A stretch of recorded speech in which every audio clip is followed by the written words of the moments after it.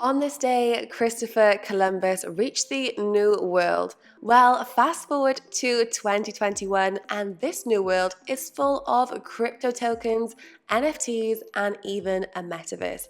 Time flies when you're having fun. It's Tuesday, the 12th of October. I'm your host, Jessica, and with our news stories, make sure to stick around to hear more about the new NFT marketplace on the block. First, let's run through our headlines. If you can't beat them, join them. One former UK Chancellor moves into an advisory role at a crypto trading platform. One opposition party in South Korea may be trying to win the public over with a very nice adjustment on local crypto tax laws. Some are in it for the tech and some are in it for those beautiful bull markets. But are they a thing of the past? Let's find out. And Jamie Dixon is bashing crypto again, but this time there is a silver lining in his statement. And bang, bang, is crypto boys pumped. YouTube censorship is back. Here's what you need to know. Finally, will this new Solana-based NFT platform take over on OpenSea? Let's find out. So, jumping straight in, is the UK advancing in the blockchain financial service race? Politician Philip Hammond has a pretty impressive background. He was responsible for the nation's finances, previously served as Foreign Secretary, and now has adopted a new role as a senior advisor to a British company that specializes in crypto custody and trading. Hammond said in a quote, "If we can bring together the best of Britain to create and enable a blockchain-based ecosystem for financial services, we'll secure a UK global leadership in this field for decades ahead." Now, Hammond was open-minded about cryptocurrencies in his time as Chancellor. Back in 2018, he shared his interest in Bitcoin and also said the Central Bank of England, as you know, among other central banks, have been leading on looking into Bitcoin. Hammond isn't the only state representative to move into the space. Former US Treasury Secretary and Chairman Jay Clayton have also begun to focus on fintech and cryptocurrency organizations. And the organization Hammond is representing, Copper, has overseas transactions worth around $50 billion per month for 400 clients such as hedge funds, family offices, and digital currency asset managers. So let's see how Hammond's approach will add some value to the organization. In South Korea, the opposition political party, People Power Party, wants to update the region's cryptocurrency tax policy. The bill would affect residents in a number of ways.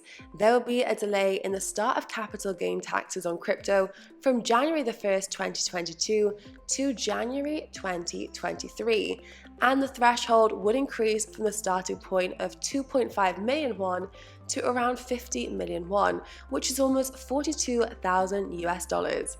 A rep of the People Power Party said it's not right to impose taxes first at a time when the legal definition of a virtual currency is pretty ambiguous.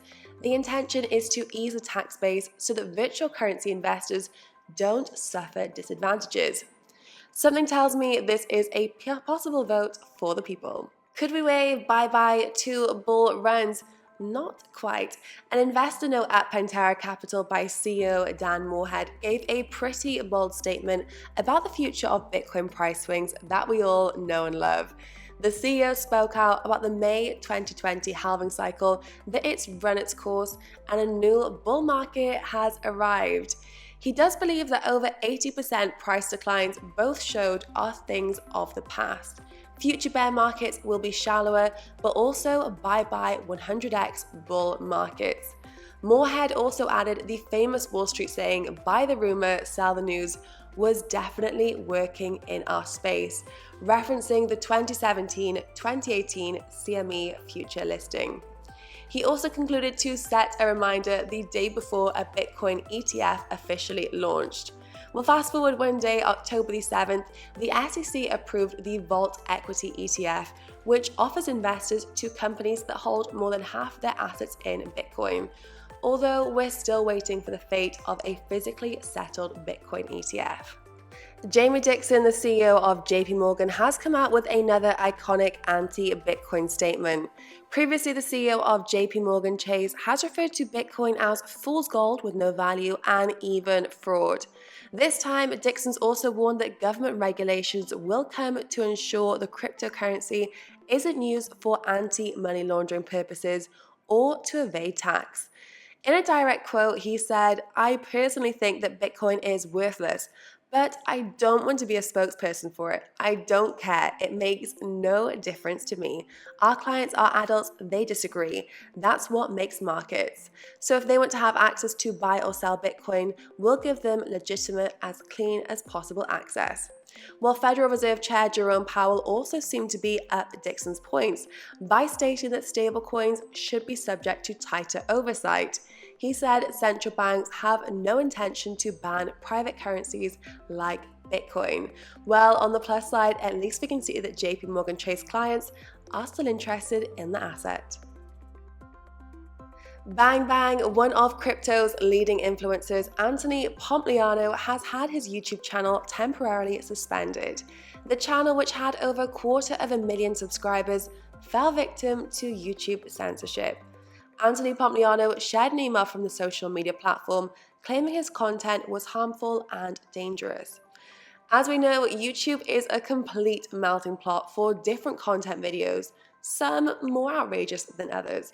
So Pomp's video must have been pretty outrageous to have such a strong reprimand from YouTube, right? Wrong. Pomp had been interviewing Plan B, the creator of Stock to Flow model, which some rely as a guide for how Bitcoin will perform in the coming months or years. Well, Dennis Porter, a Bitcoin maxi who hosts a podcast on YouTube, also tweeted out in solidarity that continuing to say, well, it's their platform, they can ban whoever they want, is not flying anymore. He also referenced YouTube saying entire industries depend on access to these platforms. They should at the very least be a process with advanced warnings and legal resource. You're deleting someone's business.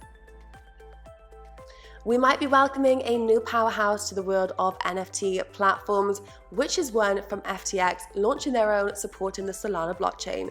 Sam Bankman-Fried's FTX US crypto exchange has launched a new marketplace for NFTs on the Solana blockchain exclusively for US customers.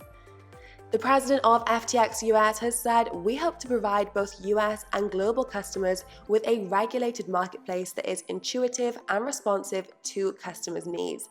The new marketplace will take on a number of competitors from the likes of OpenSea as well as Solana and Digitize. So with FTX surging in popularity over the recent years, do you think they can take on the likes of OpenSea? Let me know in the comments. That's all for today. Thank you so much for watching. Don't forget to subscribe if you haven't already. And if you do have any other questions about the wild world of crypto, you can always ask Alex in the description below.